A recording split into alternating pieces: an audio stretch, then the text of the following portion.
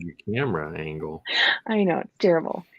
All right. Good morning, guys. We are back with part two. We have Jeremy here for you guys. Jeremy was with us last week and told us his story about how he became a real estate investor and what he's learned throughout the process, how he's grown his business. And I don't know about anyone else, but my takeaway was where you are is not an excuse for being a successful real estate investor. If someone else can start it from the Congo, I sure as heck can do it here in St. Louis, Missouri. You can do it wherever you're at too. There's no excuses when you just have some faith and dig in, believe in yourself, put the sweat equity into your business, and figure things out along the way. So, with that being said, Jeremy's back to tell us how he actually runs his business. We're talking systems, processes, marketing, not only how he's doing it today, but how he did it when he first started and the progression of those efforts as he's grown his business, and a little sneak peek into where he's taking this in the future. Good morning, guys. So, this is a very open forum today. If you have questions about anything we're talking about or systems or things that Jeremy's talking about, drop questions in the comments. We'll answer those live for you guys. If you catch this on a replay, still ask questions. We'll come back and comment to you because we're going to give you so many things to take away from your business. We want to make sure you understand what they are or how to get access to them. So, again, if there's questions, need clarification, just drop a comment. We'll be here to chat with you guys. Jeremy's going to take us through what he first started as far as how he ran his business and the efforts, kind of where he's at today and where he's taking it into the future for those who are just hopping on. I've got a few more popping in. And without saying too much, I'm just going to let you take over, Jeremy. You killed it last week. Don't let me get in your way. This is all you. So tell us how you got started as far as running your business and where you've taken it and where you're going. Awesome. Well, thanks for having me back. I'm excited to share. And as you guys hopefully know by now, I'm an open book. So if you want to know anything about my business, have any questions, just ask me here. Follow up, call me, text me, direct message me. I'll hop on a phone call with you. I don't care.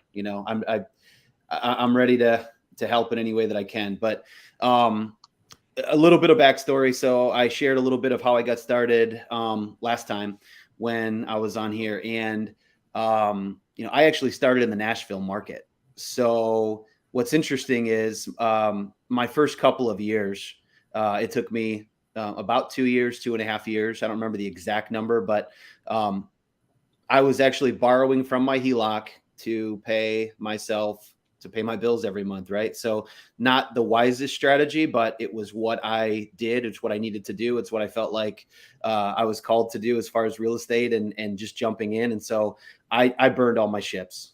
Okay. And so there was no plan B.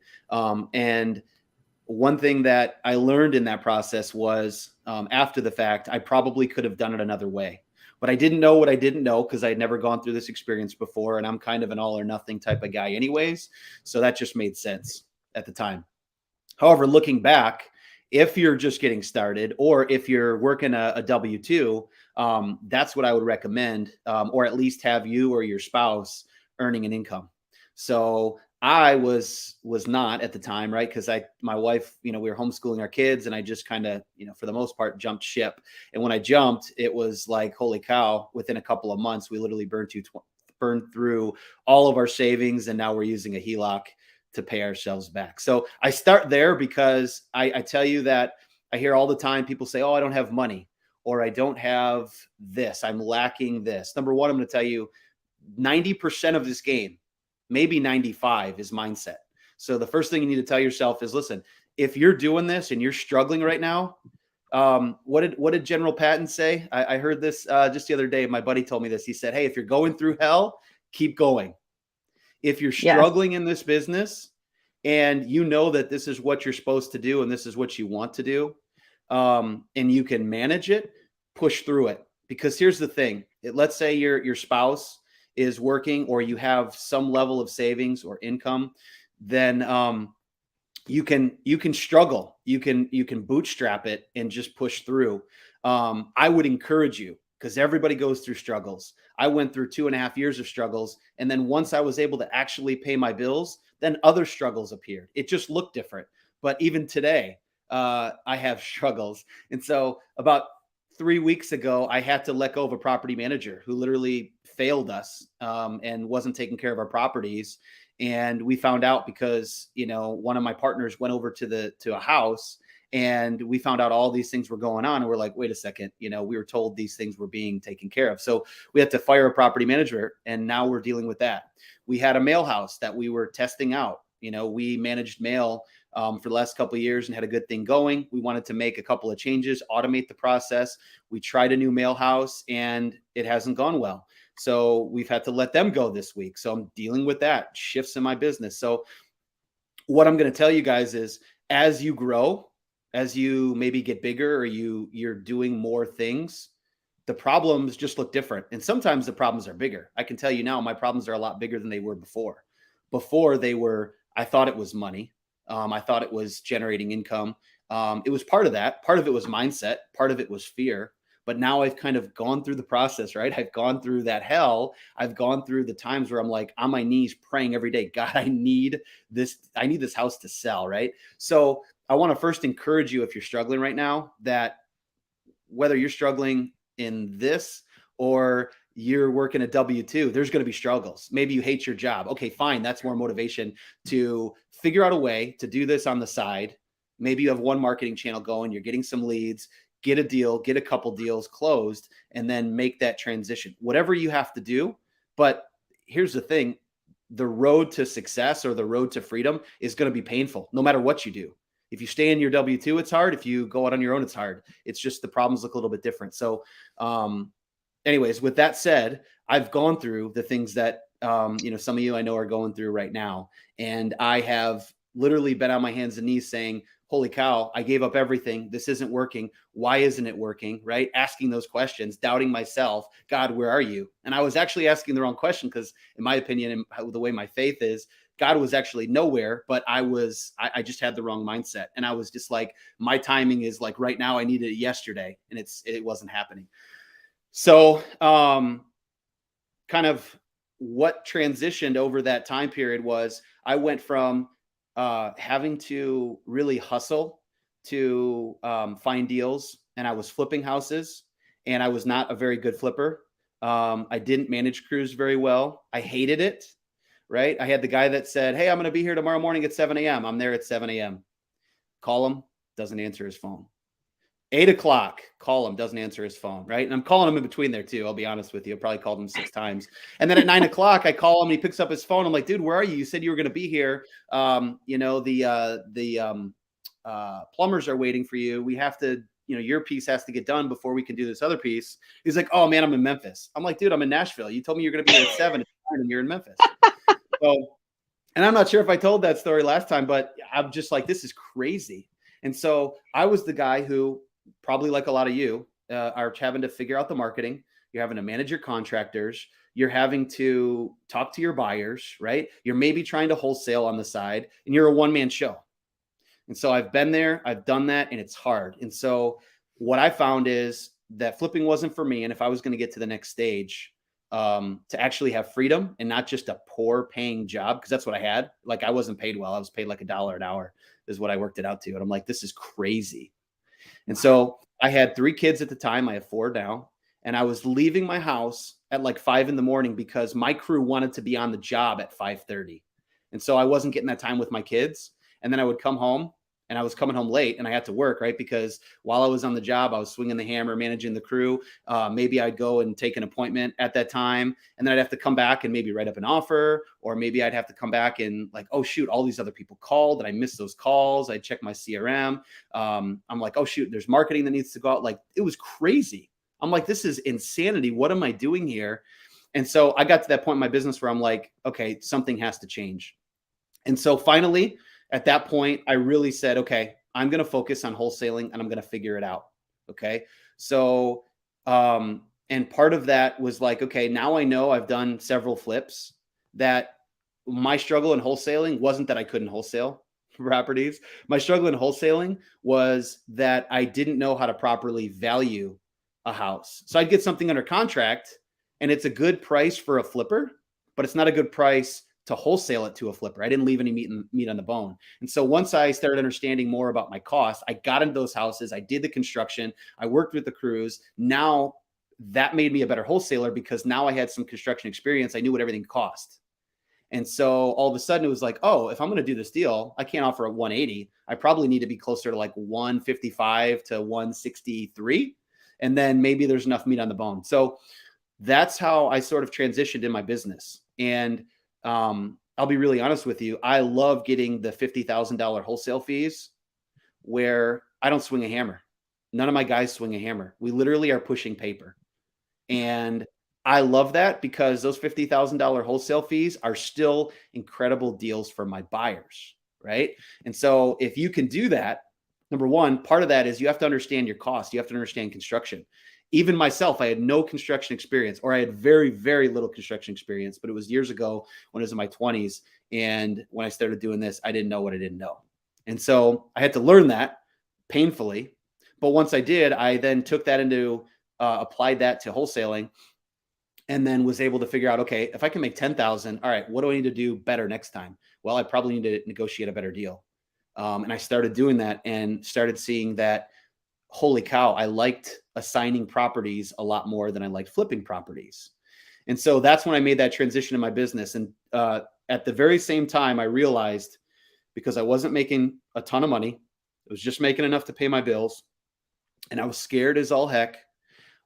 In order for me to wholesale properties, I need to generate more leads, right? I was at the time I was doing SEO and I was doing direct mail, and this was in the Nashville market. This was in 2016 to 2018, 2019, and as I started to figure this piece out and knew I had to invest, I was scared because I'm like, I don't have the money to invest. What am I going to do? Oh, shoot, pay per click. That's going to cost me like, they've got like I think it was like a $1,500 or $2,000 startup fee. And then they're like, hey, at least do it for 90 days. That's your commitment. And I'm like, holy crap, I have to put 12,000 down. They're like, you have to put the 12,000 up front because that's your commitment. If you want to keep going, great. If not, so I'm like, shoot, I don't got 12,000 bucks. How am I going to do this? And so honestly, what we actually did is we had a business credit card. We were going to Lowe's all the time. And, we kept building up our what do they call that? The account balance, or how much we could spend, or our spending limit. So what we ended up doing was we ended up putting the full 12,000 down. And I don't think that's a normal thing now. Usually it's like, hey, the setup fee, and then you pay for the amounts monthly. But at the time, that's what we did. And we were like, holy crap, if this doesn't work out, what are we going to do? And so fortunately it did work out. The pay-per-click, it wasn't like, instantaneous overnight, hey, we're getting tons of deals. But that first month we got about 20 leads, and some of them were complete garbage. Most of them were complete garbage. Right. But a few of them were good. And then we ended up wholesaling, I think in that in that first 3 months, I think we ended up wholesaling 4 deals. So a little over a deal a month. And the thing about that was, oh my gosh, it gave me confidence. It gave me confidence in myself. I had to trust the process. I had to trust the fact that I'm investing in my business and in myself, and it may not work. And if it doesn't work, I'll figure out something else. But, fortunately it did work, and we got a couple of deals, 10,000 wholesale fee, $15,000 wholesale fee. Shoot, all of a sudden we got a little money coming in. I'm excited because holy crap, wholesaling works. I can actually do this. All those things started to click, right? And so what happened was we started doing pay-per-click in 2019. And so from 2019, we grew our business from a couple 100,000 per year to over $1 million in 2020 in Nashville. And so what I want to be clear, that everybody hears me, is from 2016 to 2018, like we were just breaking even, barely making any money. It was 3 years. And like I was studying what all these people were doing, and I couldn't figure it out. Or I just, I had too many things going on and I didn't focus. You could probably say there were a lot of factors in there, but like I didn't make things easy on myself. The fact that my wife didn't have an income, and it was, I was constantly struggling, and it was just crazy, but I bootstrapped it, and I was on the job and taking leads and coming home and working more. And then I was also trying to figure out from like literally from like 10 o'clock to like 12, 2 in the morning, whatever it was. I'm just working through how do I get myself out of this having to leave at 5:30 every day? How do I do more wholesale deals? So that's kind of was the progression. And so for a couple of years, we didn't really make squat. And it wasn't until I learned that I have to invest in myself, I have to generate leads on a regular basis, and I have to be available to number one, take those calls and take them quickly. So pay per click, those leads came in. Anytime they sat, those people were reaching out to 2 and 3 companies. Yep. So what I discovered was somebody else already reached out to me. I lost the deal. So once I heard that about 3 times, all of a sudden I'm like, all right, I got to answer those calls no matter what. I'm going to live answer them and I'm going to set the appointment right then and there. I didn't even care. I'm like, I need the practice anyways. So I was booking everything and I was going on appointments, trying to get better at the craft. And, that was huge. Live answering was huge. And people were like, oh my gosh, you answered the phone. Or, if I missed them, I would call them right back. Oh, that was fast. I was just leaving a message. Like that's how you want to be. That's how you need to be in your business with these leads. So PPC worked. And then we decided, hey, you know what? We're going to do SEO because in 2016, I told this story last time, I invested in SEO and it almost broke me, right? Because I had 2 deals fall through. They were $30,000, both of them, assignment fees. And so before those closed, I went and invested in a high and expensive SEO. And then both of those deals didn't close and I got myself into a jam. But I knew long term that SEO and PPC would both work well together. So the second time, our first big investment was PPC, and then second was SEO. Well, now leads are starting to come in more frequently, and we're starting to get more deals. We're still flipping houses. We're getting some land deals. So now all of a sudden, it's opening my mind to land. I'm like, holy cow! I don't even know how land works. But like, we bought one piece of property for like $2,500, and we sold it for 18,000. I'm like, holy cow! This works. Wow. That's So crazy. so this was just kind of the progression, but over time, right? Over time, I started to just like everybody else, like learn. Oh, there's little ninja tricks. And unfortunately, had I been part of a group, I wasn't a part of a group. I was literally just on the job all day long and trying to figure things out on my own. I didn't have a network. I didn't have people that I was bouncing questions off of. I was just back then there were less gurus, there was less, Facebook groups like this. But now you can ask people anything. You can get information, answers to your questions almost instantaneously. And so, now I would do things very differently. But that was kind of our trajectory. Was I started with one, I invested, I was scared as hell. Fortunately, it worked. It wasn't like overnight success, but it worked. At least, it paid back our investment and encouraged us to continue to do more. And so once we started to see that consistency of leads and deals come in, and I'm talking like we were at like 1 to 1.5 deals a month. I'm like, all right, well, what's the next thing? SEO. Well, SEO back then, I'm not going to say it was easier. It wasn't easier. It's never easy. But our agency said, hey, it's probably 18 months to 24 months before you're going to see any real traction. Well, we started seeing leads relatively quickly. Now it was probably 90 to 120 days, but we would get, a little bit of a trickle in. And then consistently we started to get, 5, 6 leads a month that were like really, really smoking leads because these people would call. And as you know, SEO, they've done their research. They've looked at our company. They looked at our Carrot site. I invested a lot of time into making that as good as I could at the time. It wasn't anything like what my site looks like now, but it at least was branded and it had pictures of me. It had pictures of our houses. We had testimonials from people, and that was a huge part of our success was our testimonials. And so, all of a sudden, with those SEO and PPC leads, we started to do really well. And then from there, we just kept adding channels. We started doing direct mail. Okay. And so that's kind of where we were at. That's where we stopped in Nashville. We got to 7 figures by 2020. Okay. And That's so insane.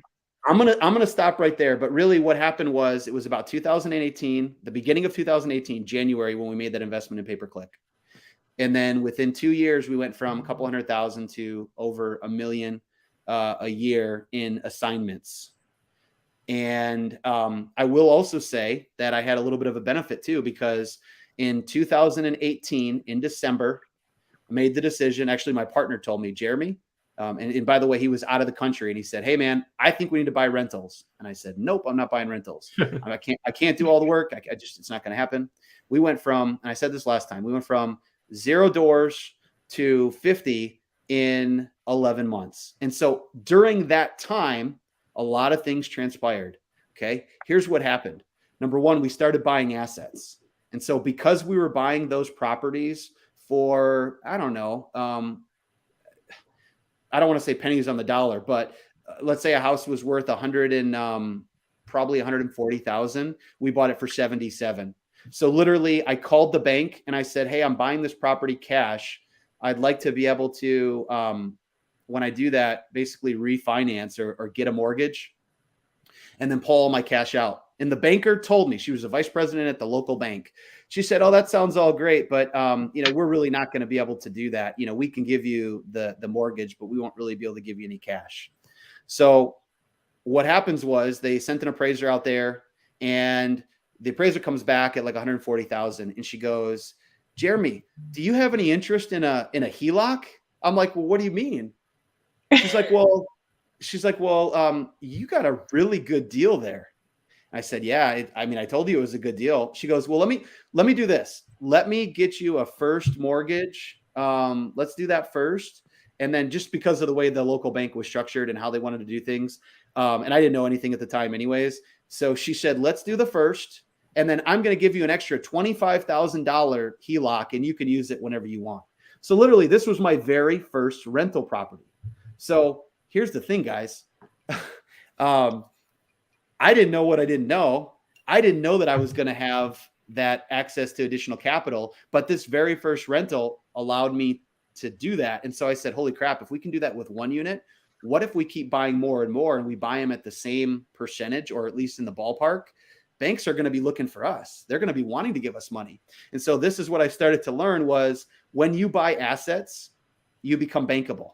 Right? Banks are now looking for you. And so before I was having to go for flips to hard money. I was paying 2% origination and 12% at the time for my hard money. And I didn't do any, fundraising or looking for private money. Like I didn't even know any of this stuff. I didn't know anything. Okay. But what I did know is I got properties under contract and I was owning them at a really good price. So there may be an opportunity here. And my business partner said, "Hey, let's start going to the banks. Let's start, seeing what they're willing to do." So in that time, all of a sudden, my net worth was negative. In December of 2018, my net worth was negative. I had my HELOC, which I didn't really have because it was like my salary kind of. It was still kind of at that point where it was like, oh, we're still kind of using it. We're just getting enough money here, but I was still kind of pulling from that. And then I had, I had debt. We had some credit card debt. We had other things. And quickly from there to 11 months later, we wiped all that out. And we went to having having a net worth over $1 million in 11 months. So if anybody can do this, guys, if I could do this, like I'm not that smart. I'm just kind of, you just figure it out. I'm just a meathead, guys. Seriously, I'm a meathead. I'm a big dude that's overweight, that's trying to get back in shape, that loves real estate. That is just like, no way.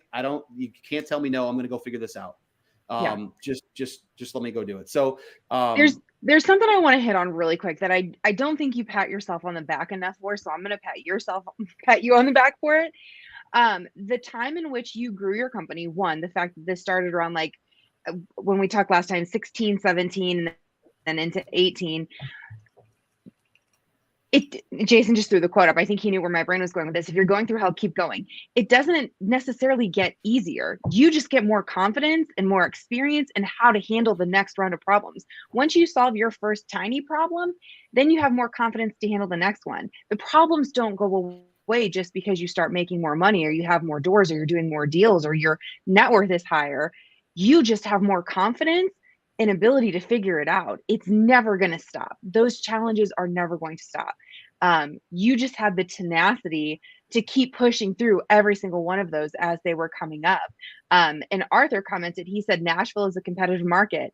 You're freaking right. So if anyone is listening to this and they go, well, I can't do this because I'm in Houston or I'm in Jacksonville or Miami or St. Louis or big, big, big markets. Are you flipping kidding me? Nashville is probably one of the most highly sought after markets in the country. So high, like high focused, high saturated, so many competitors. Every HGTV show has features in Nashville. Like everyone wants Nashville right now. Like everyone's eyes are on Nashville. And so for you to start this and do this through some primetime seasons with no experience, like you said, you really didn't have a Facebook community. You didn't have a ton of mentors. You didn't have a ton of network supporting you. You just dug in your boots and you got after it and figured it out every single step of the way. Like you didn't know 5 months from now or 5 years from now what things were going to look like. You didn't even know 5 minutes from now what things were going to look like. You just bet on yourself and your faith and you dug in and said, I'm not giving up on this because I believe this is what I'm going to do. And you figured it out every little baby step along the way. Yep. So let me tell you a huge thing that I don't recommend doing, but I did it because it was right for me. So I was so in my business in 2020 and so burnt out.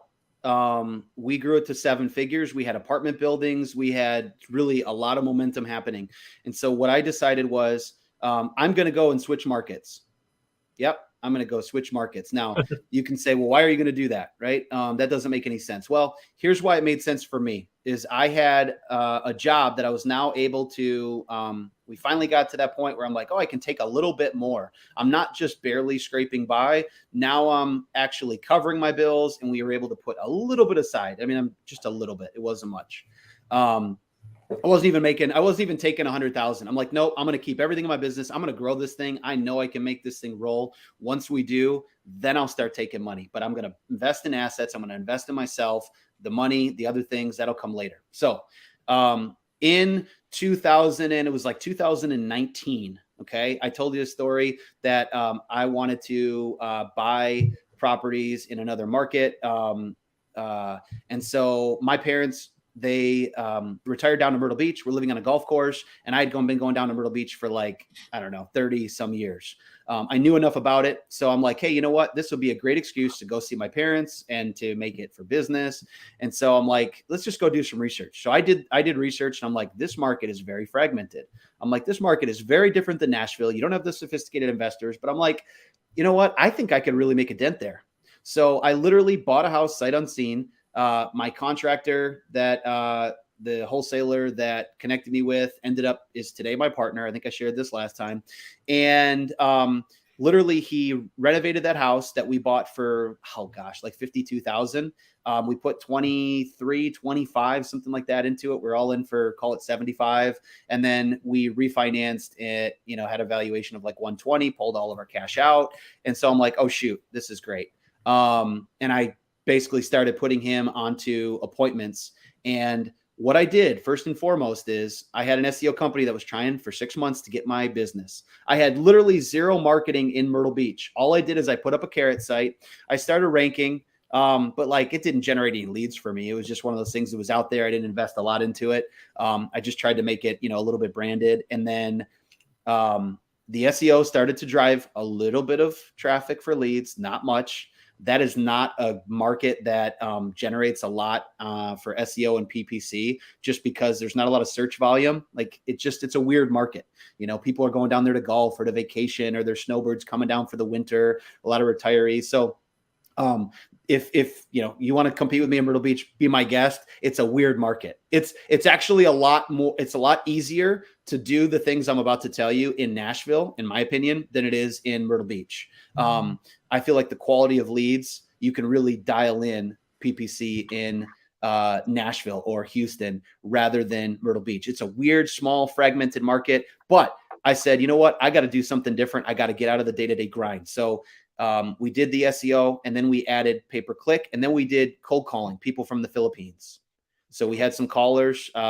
We designated just one caller from the Philippines, and she started generating leads. She did a pretty good job, but we found that it wasn't well received in that market. Then people were like, oh man, all the Northerners are coming down. So they were, disgruntled by that. Now we got people calling us from another country. So we did it for a little while. I was trying to test things out. I didn't know what was going to work. So literally 2019, we start doing that. Me and my partner at the time wasn't even my partner. He was just my contractor. We're wholesaling a couple houses. We're flipping a couple houses. He's mostly swinging a hammer. And I realized I got to get this dude leads. I got to get him on appointments. This guy is a beast. And I'm going to ride this racehorse and I'm going to see what happens. Well, literally 2019 was kind of I mean, we started halfway through the year. Didn't really spend much on marketing. So really 2020 was like, boom, we're going hard in Myrtle Beach. And so going hard was literally, it was, we got rid of the cold callers. We did SEO, PPC. Now we added Facebook. So we got 3 channels. Facebook actually at that time did really well for us.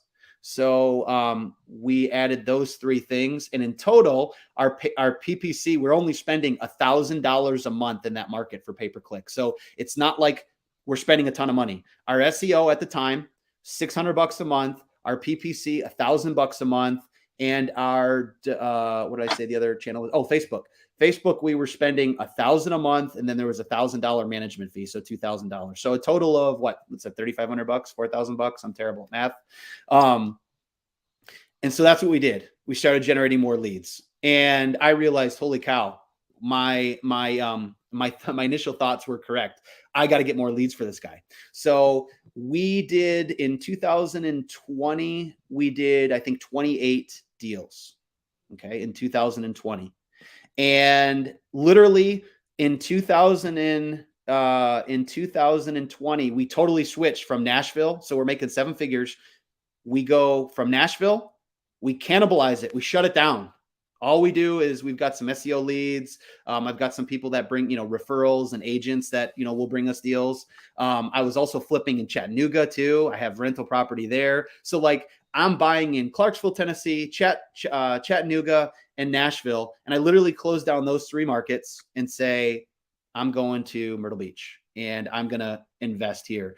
And so I wouldn't tell you guys to go and do that, but here's what I can say. I did it and we were able to make it work. And I really felt like I wanted to get out of swinging the hammer, seeing properties. I had a guy that could do that. And so literally to this day, I haven't gone and seen any of the properties that we've bought. And he has gotten out of the role of swinging the hammer. We've got crews, we've got multiple acquisition managers. We grew our team. But how we did that was one channel at a time. SEO, some callers, right? So callers didn't really work for us.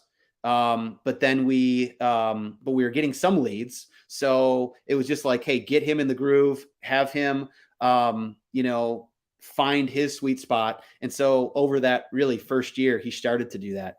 And then what we realized was, oh shoot, we're missing out. And so we started doing direct mail. So someone asked the question, I think just now, why didn't you do direct mail? Dude, I didn't know what I didn't know. I wasn't great at direct mail at the time. What I found out was I was doing it 90% right, but that 10% was so far wrong that it was costing me being successful with direct mail. So sometimes I was trying to do it myself. Sometimes I was doing letters and I was like, printing them out myself, stuffing envelopes. I'm like, what am I doing? Right. So there's that piece. Then there was also what I was, the methodology that I used for direct mail wasn't correct. And so in 2020, I went to a mastermind, paid $10,000, went out to Salt Lake City. The Wholesaling Inc. guys, Cody Hoffine and his partner, Mark, they did a 2-day mastermind for $10,000. And I was scared as all get out because I'm like, shoot, I mean, this was the beginning of 2020. So I didn't really have that much money and I was still, trying to grow and figure things out. And I'm trying to transition from Nashville to Myrtle Beach. Right. So this answers that question. These guys opened up their entire business for us, how they do cold calling, how they do direct mail, how they do follow-up, how they do literally everything. And it was at that event, and it wasn't really an event for a lot of people. It was 20 business owners in a room talking about what works, what doesn't work, how we can help each other out, building relationship. And so I came back from there and I said, holy crap, I'm doing direct mail all wrong. So we made the changes and all of a sudden, boom, direct mail started really working for us. I was sending out at the time like 1,000 mailers a week. And I'm like, well, this is stupid. Number one, what I have on my mailers is incorrect. I was, I had all the wrong things I was doing. So then I made the changes that they told me to do. And then all of a sudden, I start seeing success with mail. My 1,000 mailers a week goes to 3,000 mailers a week. Boom, the leads start coming in. So now I've got direct mail, PPC, Facebook, and SEO. Well, now I actually have a business. Now I can support this guy who is a real beast and a closer. And he knows construction, by the way. So the deals he's putting under contract are high margin. So then it's like, okay, crap. Like, we don't have a buyer's list, and we didn't know anybody in Myrtle Beach. He didn't know anybody. So I'm like, how the heck do I buy it? I mean, like, I have to go back to the drawing board. I'm trying to build everything simultaneously because I had nothing. So then I'm like, okay, I know what to do to build a buyer's list, but this is a really weird market, and I'm not there. So I started doing Craigslist postings. Hey, if you're looking for properties, 50 to 70% ARV, and I found out how to do that successfully so that Craigslist doesn't ghost your posts. And so to this day, we still do that to add cash buyers. And then I learned later on, this was like, in like 2020, 2021, scraping Facebook leads. Well, there was no real group. And so someone started a group in Myrtle Beach. And so people were posting. And so I'm like, oh, shoot, there's a cash buyers list. We'll do that. I forget what other techniques we use, but basically we went from zero to, hey, we have a couple buyers that are willing to buy our deals. We could barely get $10,000 wholesale fee. Like, our average wholesale fee was like, for the first couple months, was like $5,000. And so I'm like, we got to fix this. My partner was like, hey, we got to fix this. So we just started networking with agents, finding out who the investors were. And so at the end of that first year, we ended up at $12,800 as our average assignment fee. We built our buyers list from pretty much zero to about 200. 200 sucks. That's terrible. I could do 200 in a week today if I was in any market. I didn't know nothing. even though I had success in Nashville at the time, Nashville had a huge investor group online, so you could literally post your deal there and you get a ton of people interested. So I had a buyer's list. I would add them, but I had that group of like 5, 6, 7, however many thousand people that was supporting that. So I didn't have that in Myrtle Beach. And so then I had to just go build it. So any excuse that anyone has right now, I'm telling you, I went into a new market, and yes, I already had a little bit of experience, but it was like, well, PPC in Myrtle Beach doesn't work like it works in Nashville, or SEO doesn't work like it's different. And so I had to just constantly navigate. I'm like, oh shoot, this doesn't work. All right, get rid of it quick. Find something else that is working. And direct mail ended up working really well. And then I decided at some point that here's what we're going to do. I wanted to make my partner the guy. Like, I wanted anyone in Myrtle Beach, and you guys can go search Myrtle Beach, sell my house fast or whatever. And you'll see my partner, Adam, and you'll see probably videos. He's a big dude. He's from Massachusetts. You can go to our website. You can see the videos that we have. I told him, I said, Adam, here's my goal. I'm going to make you the guy. Okay. This is an agent-dominated market. There's some investors here, but they're not really doing all the things that we're going to do. I'm telling you, you're going to be the guy that when people talk about selling their house for cash in Myrtle Beach, they're going to think of Myrtle Beach home buyers and that big guy from up north, Adam. And so what we did is, once we started getting the leads coming in and we started closing deals, it wasn't until 2021 that we started adding other channels. The bigger mass media channels. So then I'm like, you know what? I got to really get it out there. So we created we got, what's his name? Chris. I can't think of his last name. One of the wholesaling inks. He's got a radio course.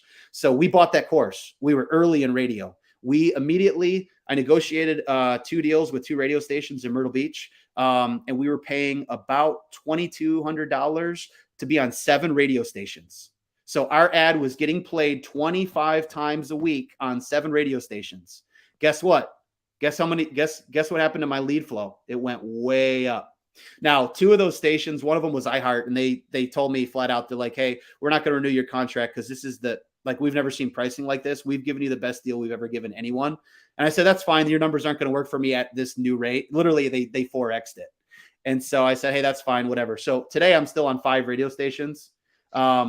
And we continue to grow our business, right? So then I'm like, okay, what can I do next? All right, TV. Tony Javier, I hear about this TV program that's coming out. So Tony Javier comes out with a TV program. I spend the money, invest in myself. I'm like, I'm going to be first to it. I know TV works. I don't even need to see results. I know it works. And I told my guy, I told Adam, I'm going to make you the local celebrity for real estate. And this is the next phase. So I immediately jumped on board. I pay about well, I don't even know if I should say how much I pay. I don't know if Tony would like that, but I do 25 ads. I'll just say this: 25 ads per week on TV, and we've been doing TV for 3 years now. It's coming up on 3 years in March, and TV has been awesome. And now all of a sudden, everyone knows our brand, and they're like, people are seeing us on TV, they're seeing us on radio, seeing us all over the place. And so my whole mentality was, no longer am I tracking all my KPIs, like, oh, what's my conversion rate for mail? What does SEO look like? What does now all of a sudden? It's during this time. Now we're talking 2021, right? Because I added I guess I added radio and TV. Maybe it was 2020. Did I add them in 20? Okay, well, I think I'm coming up on 3 years. Maybe it's 2 years for TV. But anyways, what I'm trying to say is we just kept adding new things, and we were adjusting our KPIs. And I said, hey, how can I tell if someone's coming in on SEO if they're hearing our ad on the radio? And then instead of calling us at that number, they're Googling Myrtle Beach homebuyers, and then it shows up an SEO lead. Or what if like they're seeing us on TV and they're not calling that TV number, but they're Googling Myrtle Beach homebuyers? So now all of a sudden I'm like, hey, you know what? I need to transition from this mindset of I'm going to attribute every single lead or deal to a specific marketing channel. And I have to now say, I don't care. I don't really care about my ROI. Here's what I care about. How many deals am I getting? Actually, first, how many leads am I getting? How many calls or appointments, right? Some people are virtual, so you don't do appointments, you just do calls on the phone, and then you make offers. We don't do that. We're belly to belly with people. So leads, calls, offers, right? Because everyone gets an offer, unless the house is really, really bad, and we just don't want to buy that house or don't want to wholesale that house. Everybody gets an offer, and then from there, contracts, and from there, revenue. So if you got no leads, you have no business, as I can tell you when I first started out. The hardest part for a lot of people is to get the confidence to invest in themselves and in lead gen. You got to do it. Like, you have to gut over that hump, do it, and do it fast. So once you do and you start getting those leads, now do your appointments. If it's you or your acquisition managers, you have to make offers. Don't be afraid. Just make the offer. If you don't make offers, you don't get contracts. You don't get contracts, you don't have revenue. If you don't have revenue, you're out of business fast, right? So this business is actually pretty simple. It's like we complicate it though, right? Oh, I'm not going to give this person an offer because we're way off. Screw it. Who cares? You don't know if you're way off. Make the offer. Every offer you make is an opportunity to practice making an offer. So what's the worst thing that's going to happen? They're going to say no. You're going to have some time that you put into it, but you're getting better by practicing that. It doesn't matter what industry you're in. The more you do something, the better and more efficient you become at it. So you're prepared more for the next thing. Can I interrupt you for 2 seconds? We have two questions that I would love for you to be able to speak to. I'm going to give you the shorter one first and then the longer one after. The first one is, what changes did you make to your direct mail that made the direct mail more efficient for you? Yep. Okay. First thing is, we had I think it was my name or somebody else's name on the mailer. But one thing that we saw is, if you're doing direct mail, this is a secret, but it's not a secret, always use a female name. You'll get more calls every time. Yep. What? Always use a female's name. So I had a girl on my team. And I put her name on there. And when people called, they're like, hey, I'm calling for Amy. Oh yeah, Amy's a part of our team. She handles the marketing. But I handle all the calls coming in. How can I help you? Are you looking to sell? Whatever. And he would transition away from that. Now, did some people have an issue with that? Yeah, sure. But for the most part, like, people don't care. They're just like, okay, great. Well, talk to me, or whatever. You go into your flow, and you start talking to those people. They don't really care about Amy. That is one of the easiest changes you can make. And a lot of people are still sending mail with that on there. Number two, some people are of the belief or philosophy that they should put their website on there. And I'm going to tell you, I think it's stupid personally. There's a couple reasons why I think that's stupid. Number one, some people say, oh, well, that helps your SEO. Fine, great, it does. Okay, people will go to your site. That's fine. But do you really want to track what your direct mail is doing? Only give people one option.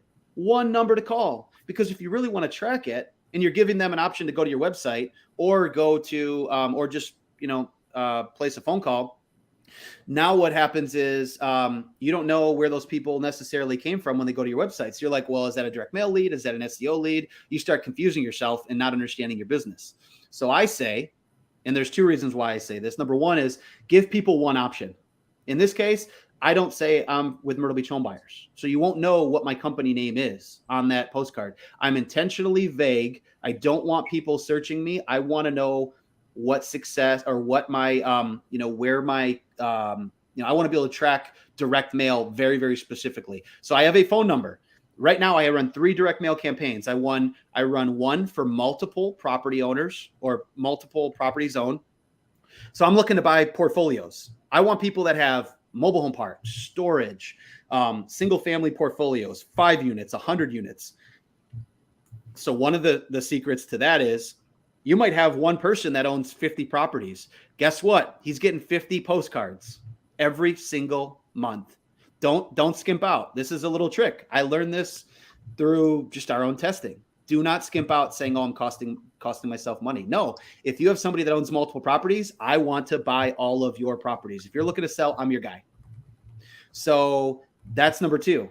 Don't remove property owners and just mail one time. I literally had a guy who's a real estate attorney who contacted me and he sold us his properties. He said, I am contacting you guys because every single month you guys send me 32 postcards for all of my properties. Because I figured, you know what? I'm ready to sell now. So I figured I'd call you. Yeah. Okay. What else? What other changes to direct mail, and why don't I use anything branded? Well, part of the reason too, I really wanted to keep this part separate from my business. I talked to you a little bit about we're doing Facebook ads, which is branded. I'm doing SEO. I'm doing pay-per-click. I'm doing radio. I'm doing TV. I'm now doing CTV, which is streaming TV. Okay. All of those things are branded. Those are all inbound lead sources where people know who we are. So if you're in Myrtle Beach and you're considering selling your house, I promise you've heard of us. At least selling your house for cash or, whatever. I promise you've heard of us. So here's the thing. Here's another reason why I want no website or, company name on that postcard, because I want people to call out of curiosity.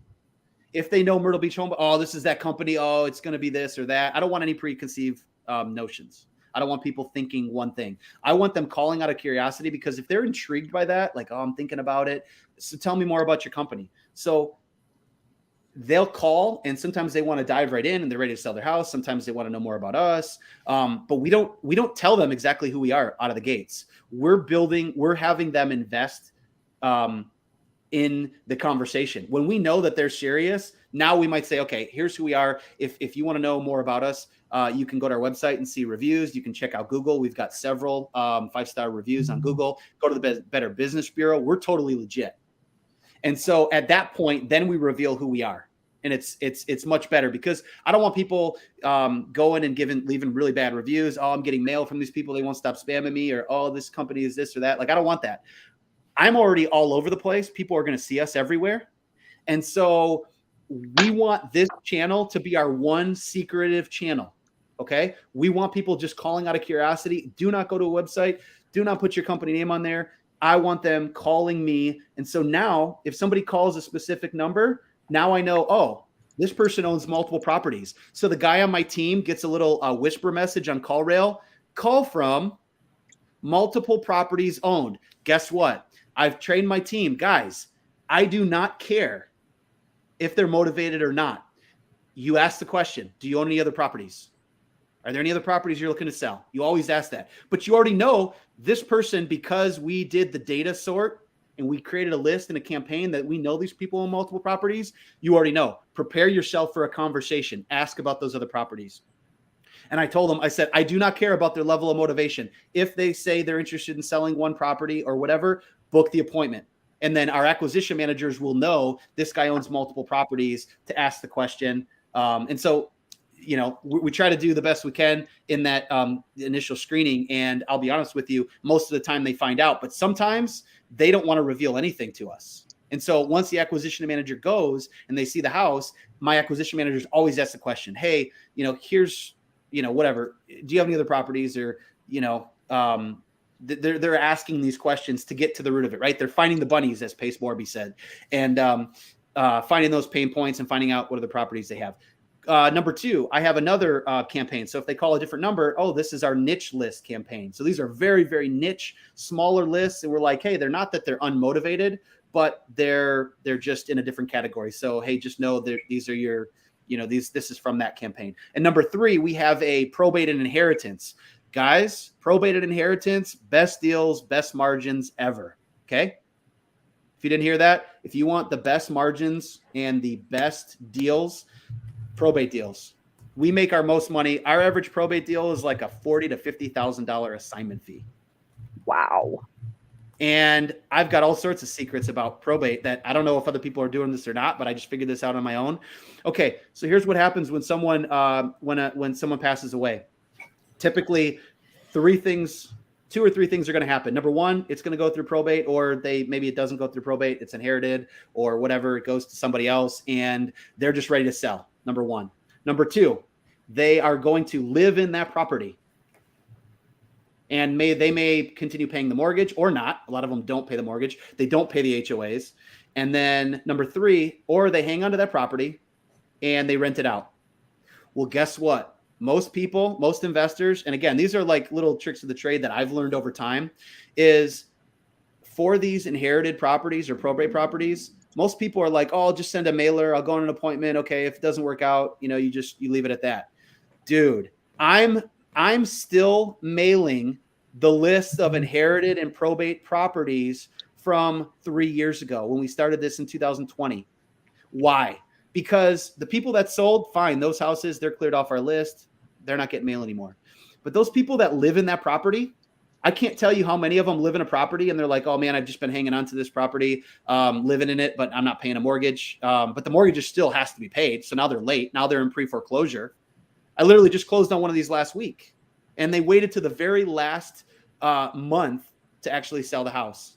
And they almost got nothing. We helped them get like $1,500 and, move the property. But what I'm trying to tell you guys is, if those people are living in the house and they're not paying, later on in 2 or 3 years, there's going to be pain. There's going to be distress. You want to keep mailing them. Do not think that they disappeared or they weren't interested. They just time and circumstance, right? Over time, circumstances change. These are your deals.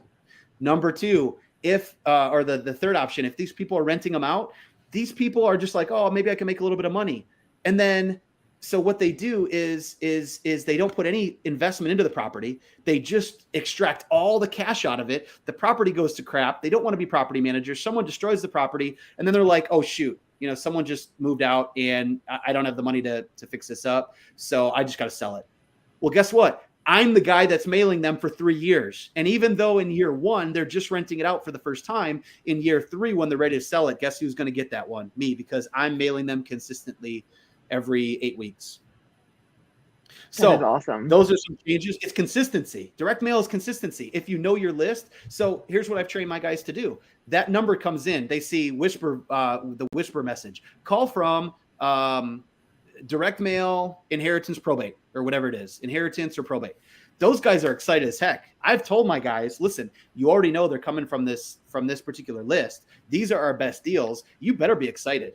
And I said, listen, if somebody inherited a property, I don't care if that property is worth $300,000 and they want $400,000. You book the appointment.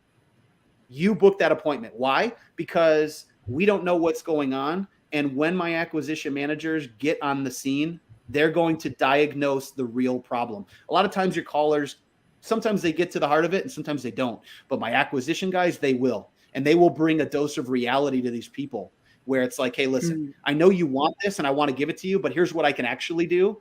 And here's what, here's where anyone else that's worth their salt is going to do. And again, like you're talking through that problem. And a lot of times these people, they're just like, you know what? I've managed this property for a couple of years. I didn't want to be a landlord. I didn't know what to do with it. I just hung on to it, or I left it vacant for a couple of years or whatever. And their problems aren't necessarily money problems, right? So some of these people, they're just like, hey, you know what? I don't need the money now. I don't want the tax burden. If you could just take this off my hands, I owe 50 on it. If I could get 60. So then I'm like, okay, great. This is a sub 2. We're going to buy this subject to the existing mortgage. And we're going to, let's say, buy it for 50, maybe it's worth 200, but we're going to buy it for 50 and then we're going to do a second mortgage for 50,000 and we're going to pay them out over installments, so that reduces or defers their taxes. And now we own the property, right? I'm kind of going into some advanced strategies here, but my point is you are a problem solver. And these are some of the best leads. And I see investors, even investors that are really, really experienced, that are like, oh yeah, that didn't work out. Stop following up with them. Stop sending a mail. I'm like, nope, absolutely not. You're going to continue doing that. We are going to do it because this is a 2 or 3 year proposition. And I will spend that 50, 60 cents, whatever it is, for month after month, because I know that's a $40,000 or $50,000 rip. Right. Mm-hmm. Yep. That's what so many people miss, especially in the startups, especially in the beginning phases, like we were talking about before we went live. It's so easy to be short-sighted and forget about the long game, right? Forget about the things like SEO, or not to think about direct mail being that 2 to 3 year campaign with that $40,000 to $50,000 payout at the end of it. That's really awesome that you found that and figured out how to make it work. Yeah. Well, let me just say this. So direct mail was not a huge part of our deal flow and revenue in 2020. It started to be, like, it generated the most leads, but I was still trying to tweak it and figure it out. And then boom, in 2021 and 2022, it became a huge part once I figured it out. And I'll tell you that last year, 37% of my deals came from direct mail. 37%. Wow. That's the most ever by a long shot. And 33% of my revenue came from direct mail. We know what we're doing with direct mail. There's other people that know what they're doing too, that have trained us. So I don't think, hey, I'm that smart or that special. I've just figured it out from other people because I was at the right table or in the right room, right? That people showed me. And then I tested. And I test things all the time today. And we're constantly tweaking and making things better. But so this year, I'm going to do, like, right now we're sending out about 5,000 to 6,000 mail pieces per week. For some people, that's a ton. Like, oh my gosh, it's so much. I know people that are sending out 20 and 30,000 postcards in bigger markets than we are. And so it just depends on your market. It depends what you want to do. My goal is to be omnipresent. My goal is to be everywhere. And that's how we're structuring our marketing. And so that's what we've been building towards. And I didn't do that starting out. It was one channel. Find one that works, generate some leads, get a couple deals, invest in the next channel. Same thing. Figure out how to make it work. Invest in the next channel. Figure out how to make it work, and then keep going. And so over time, like, I'm literally telling you, in 2020, that was really when we started in Myrtle Beach. And we, in 2021, we did over $1 million in Myrtle Beach. 2022, we did over $1 million. Actually, we were close to $2 million. My goal this year in 2023, and I'm just talking assignment fees. I'm not talking like, accounting flips where, you count 300,000 as your revenue. I'm talking assignment fees. This year, we want to do over 2 million, maybe 2.5. That's kind of our big goal. So that's where we want to be, in a relatively small market. But you can do all these things in big markets or small markets. I don't think it really matters. But ultimately, what we focused on is how do we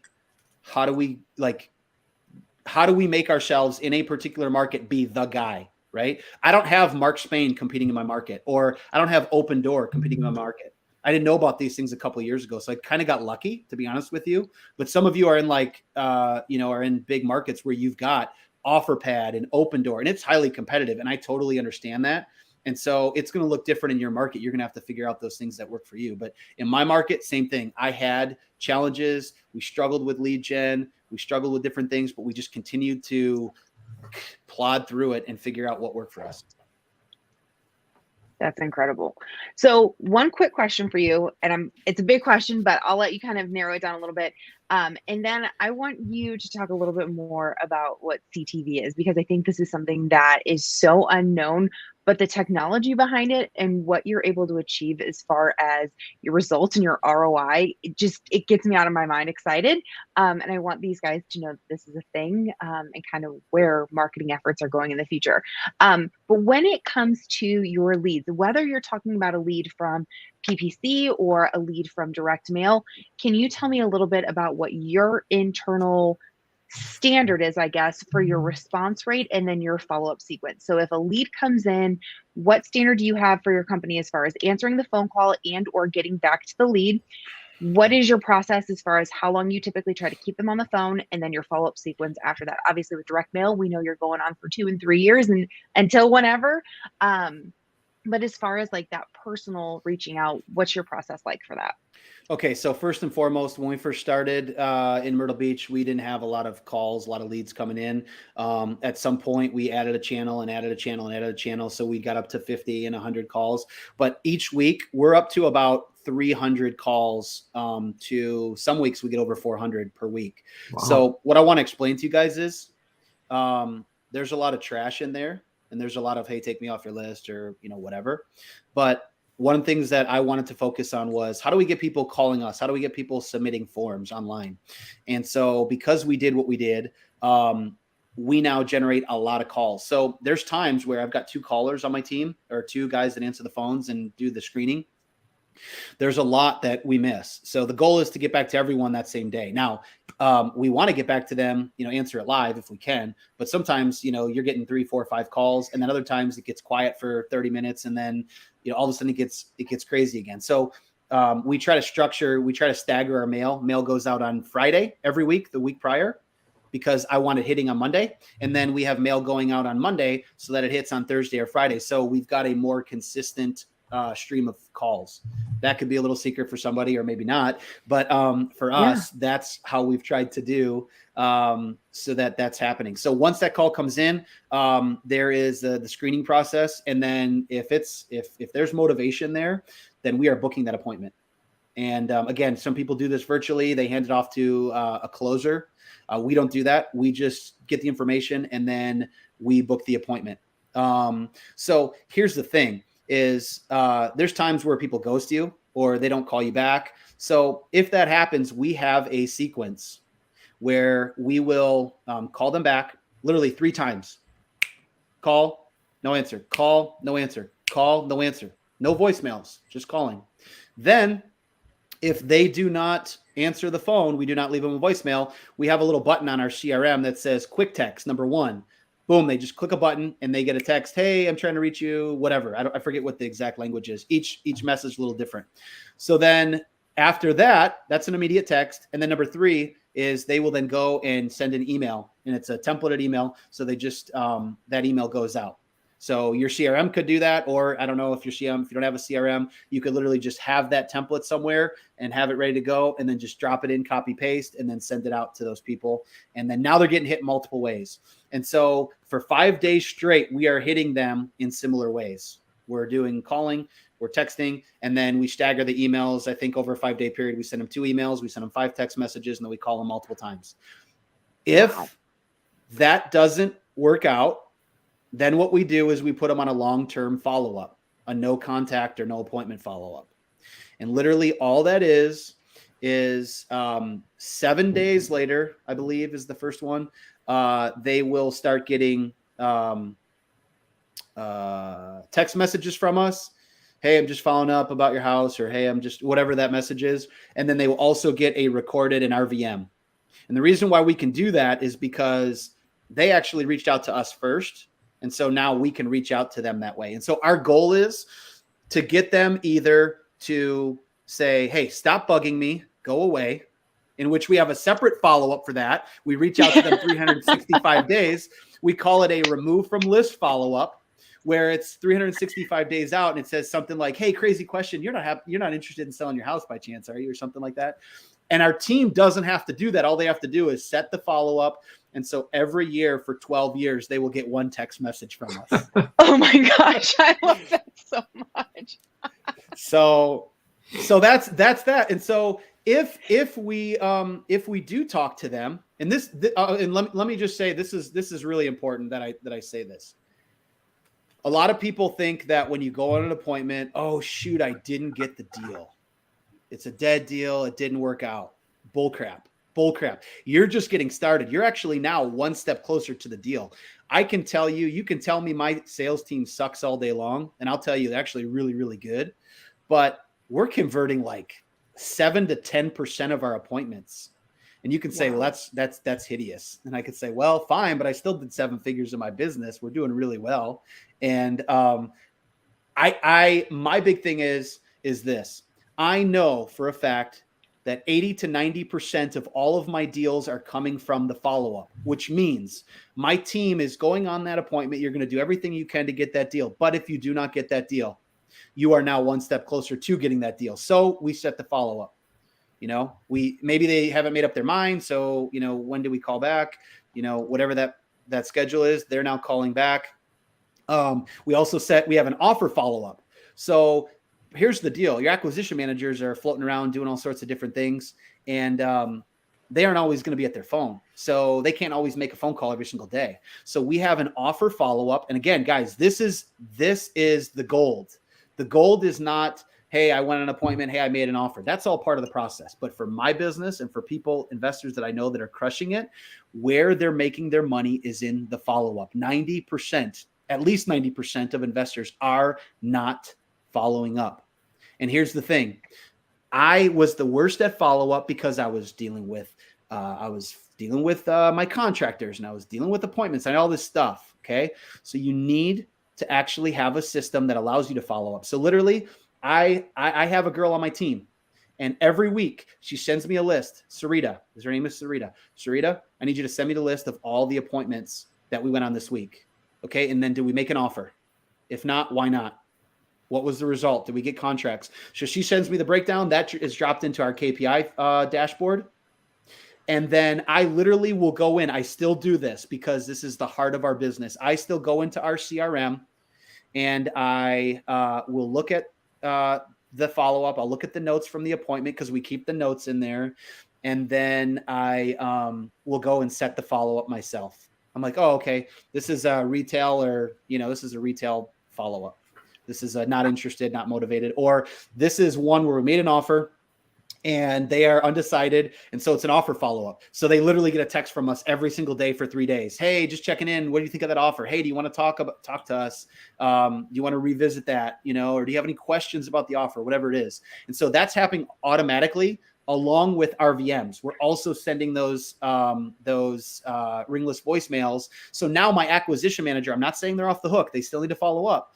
But in between, when they're calling and not calling, these people are going to get SMS and they're going to get ringless voicemails. And I'm telling you guys, this is the gold.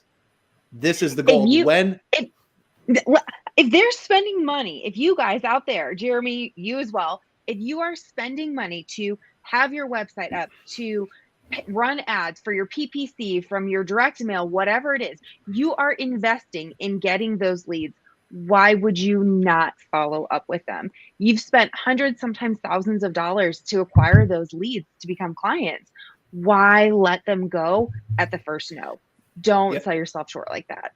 Yep. So I saw the question about CRM. So I use Podio, and I actually, I use a CRM called Beast Mode, which is built on Podio. So it's out of the box solution, and that works great for us. Now, are there limitations? Yes. Are there limitations with every CRM? Absolutely.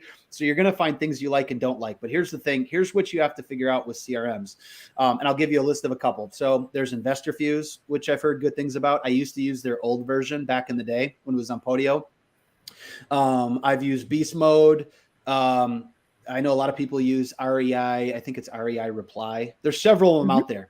But what you need to figure out is your CRM has to be able to integrate with your incoming leads. So most of them can. Okay. Anyone that's worth their salt can. So we get that lead. It comes in. Now, all of a sudden, someone on my team knows, hey, I got to call this person back. They submitted a form online. It has all the information in there. And then we're, as a team, communicating. And so if an appointment is booked, we're able to change statuses. We're able to change the follow-up sequences. But let me also say this. Some of these will come with an out-of-the-box follow-up sequence, but most of them, it's not good. It's okay. It's okay. And it's a great start. But let me tell you that what I did is I came in and said, hey, I don't need one follow-up. I've got a house that's listed with a realtor that we just found out. So I have a follow-up that says listed with realtor. It's follow-up sequence listed with realtor. So what happens is in 90 days from now, we're going to reach out and say, hey, just checking in if you got the right price for your home. Are you still interested in selling?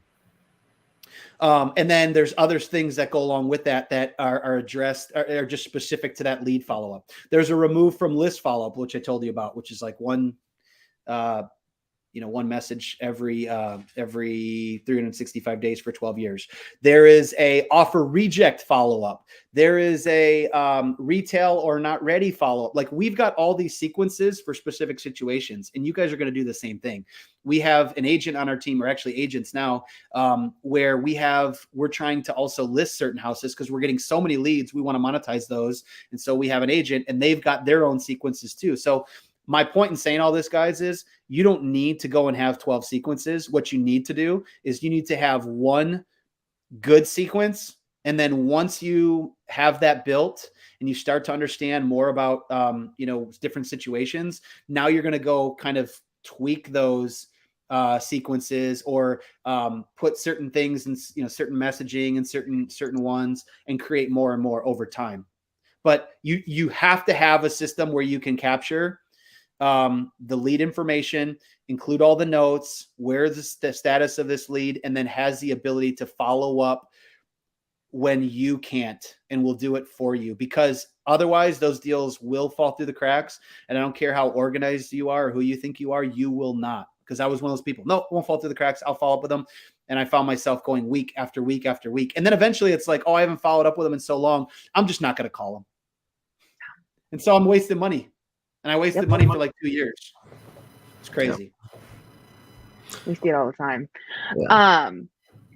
So did I answer your question there? Because I just keep talking. I'm sorry. No, you did great. And I think I was actually formulating a question that I had for you, but you hit the nail on the head. And I just want to kind of recap that. It's so easy when you're running the day-to-day of your business and you're trying to grow and you're trying to do all these things, to hear you say, I've got this follow-up sequence and this one and this one and this one, to go, I don't have time to sit down and write 12 sequences. I'm barely struggling to get through the day-to-day. But your point to them is, start with one. And then as you come up with these different scenarios and you start to better understand how those situations work out, then create additional follow-up sequences as you're coming through those. So don't feel like you have to go out and create this giant marketing follow-up campaign today. Start with one. And then as you're coming up and going through different scenarios, add on to that for those different scenarios, right? Did I get that Absolutely. right? Kind of your thought process? Okay. Yeah, absolutely. Absolutely. And let me just throw out a couple other things too, because these are little nuggets that, I mean, these may be helpful for people too. For some people that's starting out that are using Excel, or don't want to, like, they don't have a lot of money, they don't want to invest, they're not really sure yet.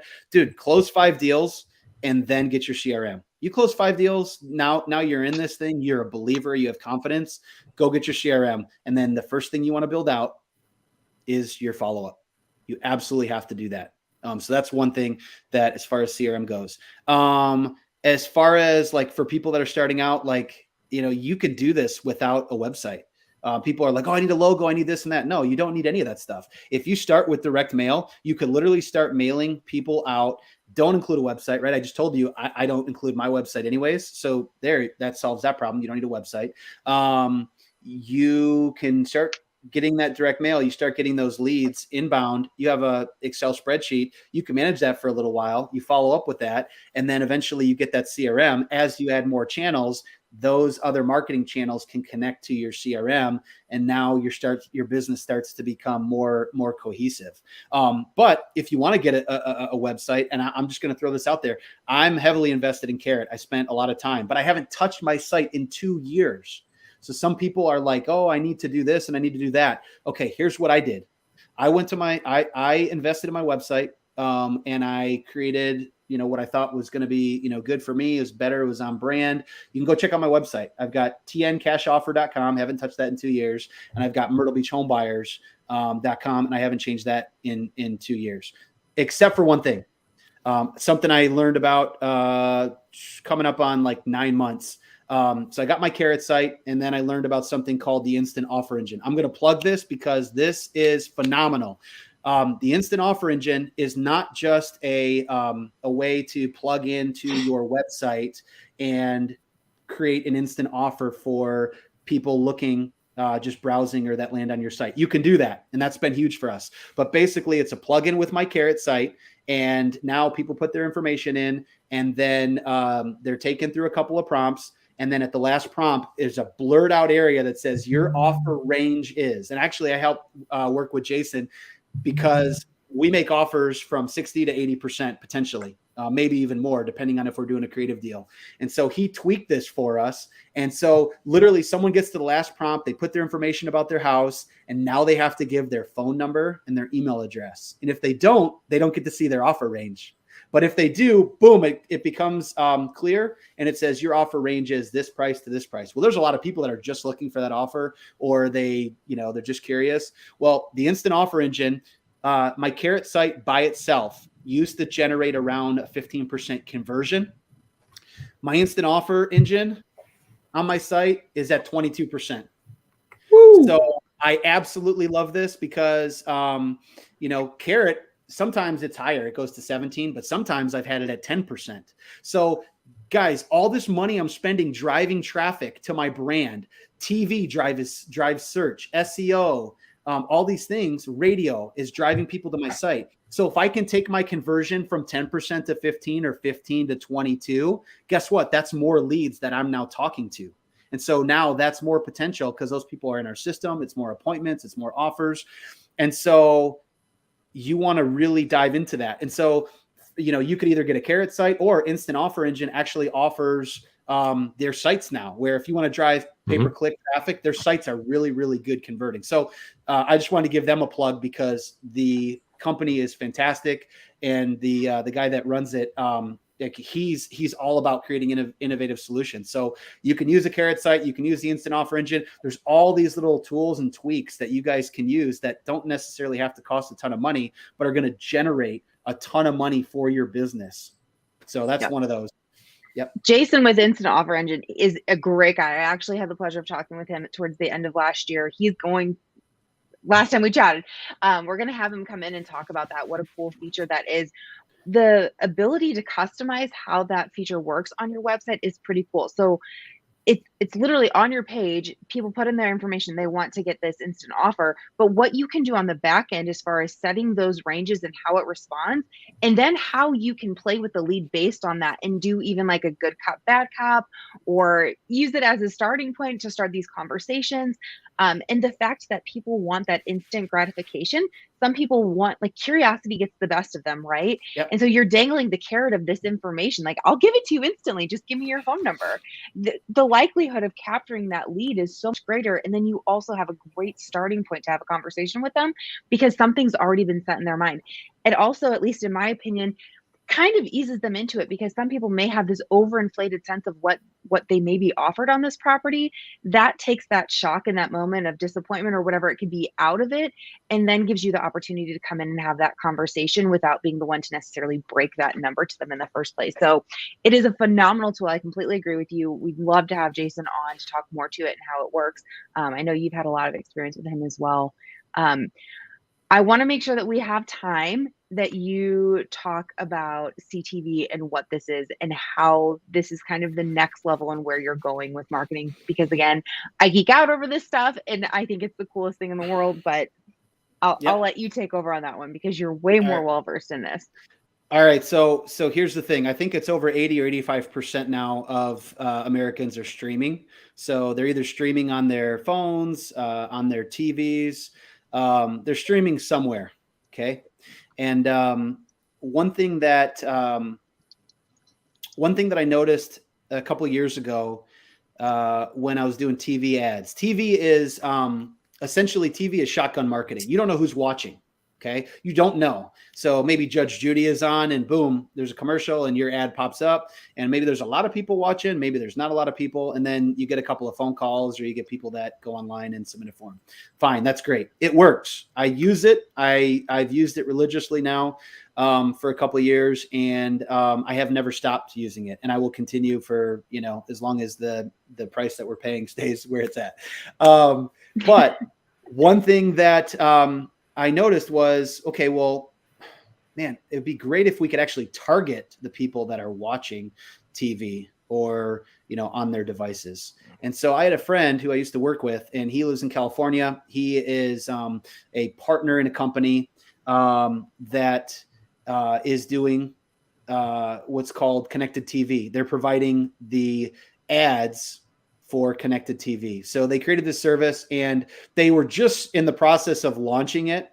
And he told me about this. Now we're coming up on well over a year ago. And I said, hey, man, I think this could be massive in the real estate industry. It'd be huge for agents, but I'm an investor. So could we create something? He's like, I don't really know. Let's talk with my partner and see. I talked to the partner. Partner's like, I don't think there's a big enough market for real estate. Let me go back and do a little bit more work. He comes back. He goes, holy crap. He goes, we're testing this out. This has a lot of potential. So that said, we've put in the work, and what CTV is, okay, is when people are streaming and they're using, it's using unpaid services, something like Hulu, or they're using Pluto TV, or really anything. We're able to deliver ads to the very people that we want while they're watching a streaming device, and they cannot skip ahead. So what does that actually mean if you're an investor or you're an advertiser? Okay. Let's say that you're an investor I'll just take me in South Carolina, in Myrtle Beach. And I only want to target people who own a home. They're over 50 years old. They own a house under $250,000. And I don't know, there's other factors, but let's just say we do two things. We create an audience, like a lookalike audience in Facebook. And that audience will only find people in Myrtle Beach, or maybe a specific zip code, right? Or maybe you want to target a certain neighborhood. You don't want all the neighborhoods around it, but there's this one particular neighborhood. You could actually target that. You can literally go down to the home level if you wanted to. Now, you're not going to, more than likely, but you could. But here's where it gets exciting. So we run two campaigns. One is like a lookalike audience, because we're reaching people that are a little bit broader, but they're still within our parameters. Number two, you've got this audience, you've got lists, right? For all you people that are texting, doing direct mail, you're skip tracing people, right? Well, guess what? You've already spent the money for that data. If you use CTV, you're literally now being a sniper. You're picking people off. So let's say I've got John Smith, who owns 12 properties. John Smith is on my multiple properties owned list. I send that list to my CTV company, to our company, Investor CTV. We then upload that list in our system, and it says, oh, John Smith, feed him an ad. So literally, boom. This is mind-blowing. This is freaking mind-blowing. So it's a little bit scary, but it's not. Like, people were all freaked out because they were doing this online, like with Facebook and all the retargeting that was being done with Google. But we're doing it with TV ads. So here's why that's crazy, okay? So literally, let's say you pull a list and you're like, all right, list is good to go. Let's start texting, or let's do direct mail. Send that to a mail house. That could take a little bit of time. And texting is going to piss a lot of people off. Fine, you still do it, but whatever. Well, in this case, now you send it to us, and literally that same day, John Smith is getting an ad. Well, why is an ad more powerful? Because now you're showing your brand, you're personalizing it, you're making your business look so much bigger. Oh my gosh, these guys are on TV. I have to call this company. I have to look them up online. So what does TV do with frequency and reach? It allows you literally to target the very sellers that you're trying to reach every other way, but you're doing it in a way where they can't skip ahead and they're watching a show that they want to watch, right? It's not Judge Judy in the background or Sports Center in the background. It's literally, oh, I'm going to watch, I don't know, name a show, whatever. They want to watch whatever. I can't even think of a show. Yellowstone. I don't know. Yellowstone. There you go. So they want to watch Yellowstone. And guess what? Those are some diehard fans. Yeah, exactly. So they now will be seeing one of your ads. And then the best part is they're not going to see it once. The beauty of this program, the beauty of TV is frequency, right? You want people to see you 4 and 5 and 6 times, because when they are ready to sell, even if they don't pick up the phone right then and there or Google you while they're watching their show, it's going to be memorable, because it's like watching the Super Bowl. It's like, well, I can't really go ahead. So I have to watch this commercial. And so now it's more memorable. It's ingrained in your brain. You've seen it multiple times. When they're ready to sell, who do you think they're calling? They're calling Myrtle Beach home buyers. And so literally you can do that in any market. And so let me just tell you the results that I had. I was the guinea pig. I'm like, I have to be a product of the product. Let me see if this works. I know it will, but let's just test it out. So the first month we did it with no analytics, no nothing. We just said run ads. I used my list and I used our secondary campaign. So we had 2 campaigns running. We had 165 unique visits. We had over 170,000 impressions, which means the 30-second ad was seen 170,000 times. My call volume went up 26% without changing anything. I didn't change direct mail. I kept everything the same. My call volume went up 26%. We did 2 deals for $76,000. The first deal was an assignment fee for $15,000. The second deal was an assignment fee for $61,000. I just paid for my whole year in that first month. Now, I'm not guaranteeing results like that. What I am saying is it'll generate leads, it'll generate search, it'll bring people to your website. When I started, this is what's bananas. This is crazy. This is why the instant offer engine, taking my conversions from call it 15% to 22% is so important, because when I started this in April, my site visits to my Carrot site, Myrtle Beach Home Buyers, I did not change any marketing variable. I have kept it exactly the same. And I've done it all the way through. I've not changed anything even to this day since I started. Was 486 unique site visits on my Carrot site. We're up to 1,600 visits per month. That is insane. So what does that mean? It means we're generating traffic. We're generating search. And as a result of that, because my conversions have gone from 15% to 22%, not only am I capturing more people, right? They're coming to our site, but we're actually capturing more people. They're either calling us on the phone or they're filling out forms online. And so this is sniper marketing. I can't guarantee results. All we do is generate leads. We build your brand. We make it so that you look like you're everywhere to the very sellers that you want to buy from. And so this is not for rookies. This is not for people just starting out. And here's why. Because number one, I have Facebook ads. So people are already seeing me on Facebook. I do the radio. I do TV. People are already seeing us. This is just taking it one step further. And I'm making sure that there's no doubt they are seeing us, and the people that we want to see us are seeing us. And so here's a little bit of a story of a cool deal that happened to us not too long ago. A lady calls us up. I don't know how she initially saw us. It said SEO. She calls us up. She told us, yeah, I'm looking to sell. I've already done research on your company, blah, blah, blah, blah, blah. Just want to schedule the appointment. Okay, great. So my partner, Adam, shows up at this lady's house, and this lady does this. Oh, it's you. And he's like, is that a good thing? She's like, well, here's the thing. I woke up this morning and my alarm went off and I heard your ad on the radio.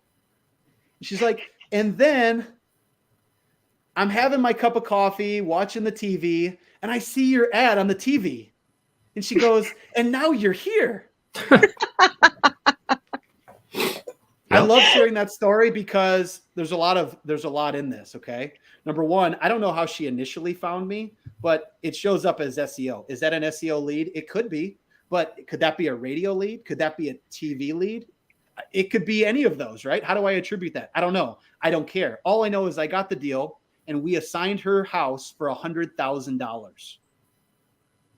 $100,000 assignment fee. We didn't even blast it to our buyers.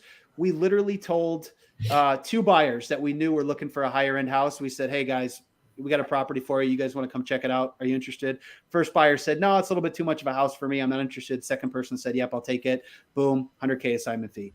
There's a lot in there. But what we did is we created a omnipresence. We're everywhere. And so when she did research on us online, we've got strong Google reviews. She's seeing us all over the place. So this is why I love all these marketing channels. So if you're one of those people who's like, oh, TV doesn't work. Well, wait, how do you know it doesn't work? Is your SEO higher as a result of it? Are you getting more leads to your site? There's all sorts of things that are working behind the scenes together that you cannot fully understand and you cannot attribute. There will never be perfect attribution. And I'm telling advanced investors this all the time. Forget the new ones. Forget some of the new people. I'm talking advanced investors are like, oh, I tried to be, it didn't work. What do you mean it didn't work? You just did 100 flips last year. Oh, well, we just didn't see great results. I'm like, well, how do you know? I'm like, you're doing all these other things. They're working together. Like, just keep it rolling, you know? So I'm a huge believer in sniper marketing. So I love CTV. I love TV. I love Facebook ads. I love all of them. They all work. Don't tell me they do not work. They do. I'm a product of the product. Now, you may have to tweak things. You may have to get all over your the companies you're working with that are managing them. There might be lulls. There might be seasonality. That's part of the deal. But if you hang in there and you're everywhere, it's like Grant Cardone said. He said, oh my gosh, he just said this. I heard it yesterday. He said, I'm running all these ads. We did like $4 million in ads. He goes, my ROI? He goes, I don't know. He goes, I don't care. He's like, I just raised $300 million last year. Right. He's like, I'm looking at the results. And so I'm telling, some of the people that are, pretty seasoned or experienced, or they're asking questions like, what should I do? Should I really brand my company? And I'm going to say, yeah, you should. And when you do, it's going to change your lead gen. It's going to change your appointments because people are like, oh crap, like these are the guys, like these are the ones who are everywhere. I go to Myrtle Beach and I go out to eat with my partner, Adam. People are like, oh man, can I pay for your meal? I'm like, is that your uncle? He's like, no, man, I don't know who that is. He's like, another time I'm sitting there and someone, we're sitting close to the bar. These people come by and they're like, hey man, what's going on? I'm like, and they walk away and they're talking about real estate and all this stuff. And they walk away and I say, Adam, I'm like, who are those people? Are those your friends? Like, he goes, no, man. He goes, every time I come into this place, they're sitting at the bar. And he goes, every time they tell me, hey, I saw your latest ad. I saw this, I saw that. And they start talking to me about real estate. And he goes, every time I come in, they want to buy me a shot. And he's like, so I figured you probably would have a drink. So I just said, yeah. And I'm like, are you kidding me? And he goes, dude, I get people at Chick-fil-A. He's like, they will not let me pay for my food. Jeez. He's like, you're that guy. You're that guy. And so I told him a long time ago, I didn't know that was all going to happen, but I told him a long time ago, I'm going to make you the authority figure as far as real estate goes in our market. And that's what we've done. And that's what, there's power in that. It's a force multiplier that nobody can quantify. And so for people that are just starting out, you may not be anywhere close to this, but I am going to say, start with one channel, build it up, build it up, build it up. Eventually, now you can create, whether it's you or your partner or someone else, you can be an authority in your market so that when people think of selling your house fast, you think of your company. That's what you should be striving to achieve, because those are inbound leads. They've already done their research. They're seeking you out. You're not having to deal with all of the hate, all of the crap that you have to deal with. Don't you ever call me again. I'm going to kill you. I'm going to hunt you down. Like, there's none of that. People get crazy with it, don't they? Like some of do. the way people, the things we've heard, even just after Resmer, the threats of sending someone a handwritten letter, it's insane. They lose their mind. It's crazy. So that's CTV. I don't have anything to sell anybody. If it's great for you, if you're interested, you could go check out investorctv.com. You can call me and talk about it. We can set up a call, but like, I'm not going to try to tell anybody you should go do this. For some people, it's not going to be right for your business. You're not at that stage yet. But for others, like, hey, if you want to check it out, or if you're trying to do the next level, branding and force multiplier where you're making it easier on your team, then I would love to talk to you about it. And we have, a little bit of a, I don't know, I guess a little bit of a special for you guys. A little bit something for them. The thing that is so crazy about this is how specific you can be, and not only how specific you can be, but where your competitors aren't showing up yet. This is so cutting edge, and this is so at an elite level where literally, had I not met you, I wouldn't have heard of it yet. I've experienced it as a consumer using streaming services, but I wouldn't have known how to go about that. And so if you are at that point in your business where you are established and you are looking at these different avenues, this is a huge way to literally pick the exact people that you're wanting to go after, focus your energies on them in a way that none of your competitors are showing up. Yeah. I don't know how you get better than that when it comes to a marketing effort. That's mind blowing. Yeah. I had no idea you could tie this into your list. Like it was that targeted. Yeah. I thought those ads I was seeing was just normal TV ads, just shotgun marketing, like you were talking about. I had no idea it was that targeted that you could dial it in like that. All of that, all of those ads, they know exactly who you are. You fit a specific profile. Which You're makes in a sense certain because you're zip paying code. for it. They know who you are. Yeah. Not like you're watching Here's what over the antenna. here's what this does, in my opinion. It levels the playing fields, because right now it's the big brands primarily that are spending money on this. Smaller brands are starting to kind of test it out and see, hey, does this really work? But we actually partnered with the platform that runs Peacock. They manage Peacock's platform. It's called TV Scientific, and my partners in this venture are partners in TV Scientific. So we have exclusive rights for real estate investing in this platform. So all the analytics, who came to your site, who called, all that stuff, it's pretty incredible. But here's the part that I think is cool. It levels the playing field, because what if you're an insurance agent? You're the little guy. Don't go waste money on all these areas and counties and hope that just because you're in the Nashville area, like maybe the right people will see me. Well, Nashville's big, Houston's big, right? You can target specific zip codes. So maybe I just want to hit, like where I'm at, the place is called Mount Juliet. Well, if I just want to hit Mount Juliet and I'm an insurance agent in Mount Juliet, that's my customer base. So I can be everywhere in Mount Juliet, and I can get people thinking like I'm a massive company, right? If I'm a real estate investor in whatever market you're in, like now all of a sudden, like you can look like you're massive in that market. You could be a little guy. And so that's the beauty of this. And right now, like I said, there's very, very few people that are doing this. There's a couple of really advanced marketers that are testing it out, but I'm telling you, they're crushing it. There's people that we're working with, because we did a soft launch. I'm just getting ready to really do a hard launch with this product. I wanted to make sure it worked first before I said, hey, go do it. And so we have a small number of clients using this. And so we're trying to gather all the data. We're trying to see what parameters are kind of working. We both can see in the market, and then we have global analytics that work across, nationwide. So we're building all of that data. But my point in saying this is I've been doing it for since last April, and I'm not even a year into it. And I'm a product of the product. I keep saying that because I'm not trying to sell something that doesn't work or I don't use. This is the final kind of piece for my marketing, kind of, sort of. I'm not going to do billboards. That's not for me, but I got free marketing. I got decals that say like, we buy houses, any condition. I found a guy, and I'm just throwing this out there. Sorry for digressing, but free marketing. All I did is I bought the decals, and they're on like 13 box trucks. And this guy is up and down the coast, all over South Carolina, North Carolina, and he let me do it free of charge.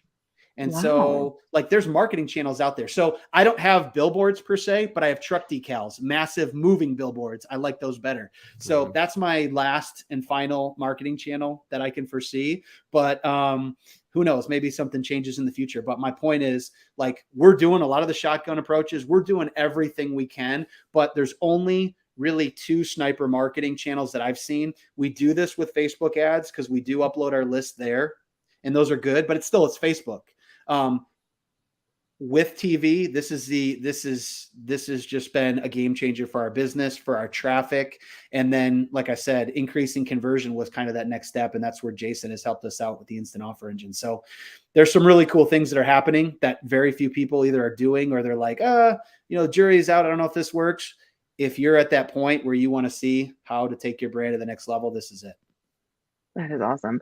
So if they have questions, you said they can reach out to you, connect with you on Facebook. Last time, your phone number's in the last video. They can comment to you in here, whatever it is. If that sounds like something that you guys want to know more about, understand better, maybe you want to plan to put it in your marketing strategy for this year or next year, definitely reach out to Jeremy. This guy knows his stuff. This isn't someone talking about one marketing, one trick pony kind of thing. He's done it all, starting with SEO to PPC to direct mail to radio, TV, and now CTV, guys. He knows his marketing inside and out. So if you have questions, definitely ask. If you need help understanding the strategy, how to implement, and how those things segued, he is a plethora of knowledge and is happy to share that with you guys. So You don't have to spend $10, $20, $30,000 a year on gurus and mentors. Sure, they're great to have, but you have someone like Jeremy at your disposal, literally just out of the goodness of his heart saying, hey, I'm here to help. Take advantage of that. Ask the questions if you have them, and don't use that as an excuse not to move your business forward this year. Is there anything else you want to tack on here at the end, Jeremy or Jason, before we wrap this thing up? Like, my wheels are spinning like crazy. I'm sure theirs are too. This has been amazing. No, I'm good. My wheels are spinning too. This is a mind-blowing little webinar. I'm gonna be busy in the comment section answering stuff and whatnot and giving some resources, but no, I'm good. I think that and number one, I want to apologize for going for an hour and 40 minutes. I think we had slated an hour, but I mean, this stuff, there's so much here, but like here's what I can tell you is I'm not going to say I've done it all, but I've done a lot. I've made so many mistakes. I've spent a ton of money investing in myself. I've spent the money on masterminds. I still spend the money on masterminds and coaching. It's worth it, but you got to get there. You know, like get there first, and then go ahead and invest that money. I'm saying I can help you get there. Don't like spam me and like hit me up with every single question in the book. But here's what I'm willing to do is say, listen, you've got my phone number, 615-670-8153. You got my phone number. Text me. You want to hop on a call? I will go through it with you. If you want to go through marketing stuff, I'm willing to do that. I'm honestly not trying to sell you anything, including CTV. However, I know where you guys are at, and your success, you're so close. The difference between success and being average is so small that if we can just get you there, dude, I'm willing to help you do that. I'm willing to help do that. So reach out to me. I'll do what I can. I'm happy to, like I said, hop on a call. If there were enough people, I'd say, hey, listen, if you guys want to, do a weekly call, I would even show you stuff about marketing and all that. But I don't want anything from you. I'm not coaching. I don't have time to get into that. I love my business. I love real estate. I want to acquire a ton of doors, and that's where I want my income to come from. But I love talking to people, talking shop. So my wife's probably going to kill me because she's going to say, that's going to take your focus away from our family. And she's probably, and I'm going to set boundaries and make sure that she's not right. So I can, be available whenever. Just hit me up, and I'd be happy to talk. You are so awesome. Thank you so much for staying with us. I know we did go over on time, and that is just a gift to everyone in this group to get to hear all your thoughts and what you had to share with us. I hope this is not the last time, definitely not at our request. We want you back. I feel like there's so much more to share down the road. So guys, if you loved having Jeremy here, if there's more you want to hear from him in the future, drop comments, let us know. We also might be working on some things behind the scenes to bring to you guys at a later date too. So get used to Jeremy's face. He's going to be around for a while. Thank you so much. I don't know what else to say. I'm blown away with everything that you've shared with everyone. Thank you. So thank you so much for your time and knowledge, just sharing everything. Appreciate it. Yeah, it's awesome. Thank you guys. It was fun. I like it. I love it. His last comment before we cut, his follow-up game is strong. Yes, it is. If there's one takeaway, Jeremy's follow-up game is strong. You got it. Yeah. All right, guys. Thank you so much. We will see you next week. See you guys. Bye.